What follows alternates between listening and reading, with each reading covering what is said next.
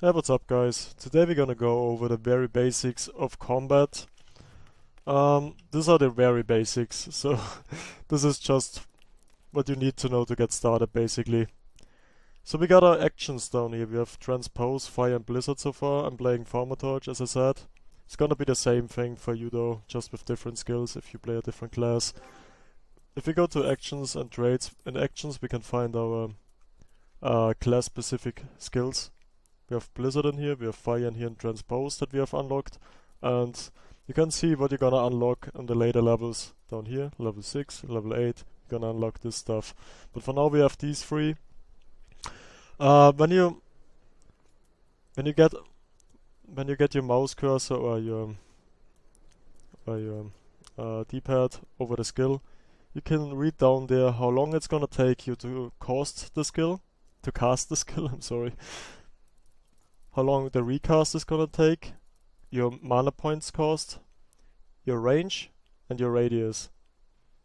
And down there you can read the effect of the skill. For example, Blizzard only costs 5 mana points, Fire costs 17 mana points. You can see how hard they hit by the potency. And there's some skills, for example this one casts instantly. That means we don't have to charge it up. Just instantly happens, and then you gotta wait 12 seconds to be able to cast it again. That's the cooldown on the skill. Let's use a skill. So we aim at these enemies. Gonna start off with how you target an enemy. I'm playing with a controller, but I'm gonna go over how to do that with a mouse and keyboard as well. If you press your A button on the controller without pressing anything else, it targets the next target, basically. And that was a mistake. Let me just finish this off. I didn't mean to auto attack there, I just hit A twice in a row. Auto attack is if you focus an enemy and hit A. That means if you get close to it, it gets automatically attacked by your character, which is not very useful for casters, but I think it's something that tanks do, something that Disciples of Magic do, but it's something I don't use. Okay, we focus an enemy, and now we have our skills down here: Fire, Blizzard, and Transpose. We wanna cast, let's say we wanna cast Fire. You see the casting timer going up, and as soon as it pops off, as soon as it disappears, the skill goes off. There's a few different types of enemies. The enemies that have the blue symbols next to their name are not gonna attack you. The ones that have a red symbol there will attack you if you get too close to them and are not high enough level to be out leveling them too hard. And there's ones that have a purple symbol next to their name, but those are for fates. Fates are these blue circles on the map. We got one over here, which give you a little mission to do in there, and it's a good way to level up because it gives you a good amount of XP and a good amount of it doesn't give you that much gold, but you get like guild seals, which I think we're gonna go over currency later on in the video as well. You can see what level is recommended for this one. It's level 10 for this one. If you are above that level, it's gonna sink it down to level 10.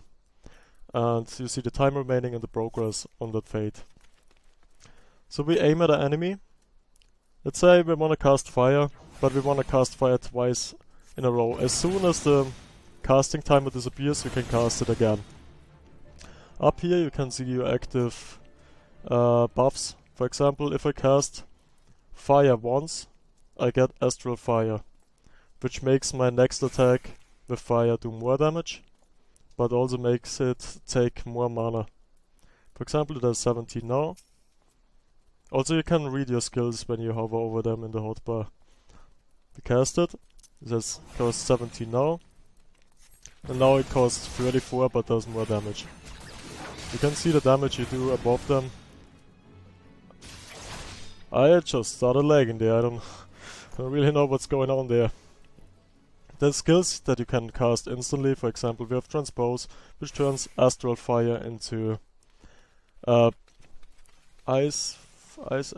Ice. Let's just show that off here real quick. We're gonna use Fire.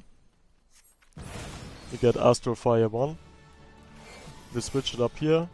As I said, these are all your buffs and also your debuffs. If you, for example, get paralyzed, it's gonna show up like this, just with an arrow pointing downwards. Also, I'm sorry, I hope my recordings are better now, because they're quite choppy. I normally don't record with OBS, but Fraps kinda makes Final Fantasy crash now, since Windows 10 is a nightmare. But yeah, I think that's basically the combat. As I said, you aim at an enemy, if it's focused, and I'm not gonna join any free company, I'm fine. You can also, if you aim at an enemy and that's not the enemy you wanna aim at, you don't have to go to B and look for the enemy. You can just use your D-pad to get this little circle going, find your target, and then hit A again.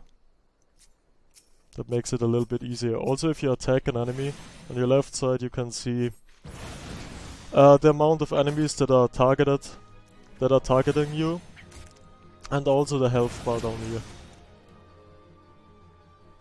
I think that's basically it. Those are your mana points, those are your health points, and this is your stamina. This is something you don't use as caster, for example. It's only, I think the only thing I use this for is for sprint. And that's basically it. As I said, up here are your active effects, I guess. And that's basically it. Hope you guys enjoyed. I think the next video is gonna be a little bit further into the game. We're gonna do some different stuff. I wanna do a triple triad tutorial, like the very basics of the triple triad card game in this game. And also wanna do a healer guide, just basic healer guide. Hope you guys enjoyed, and I hope I see you in the next video. We're gonna do a farewell here. We get really fancy with this. This is goodbye. Yeah, that's goodbye.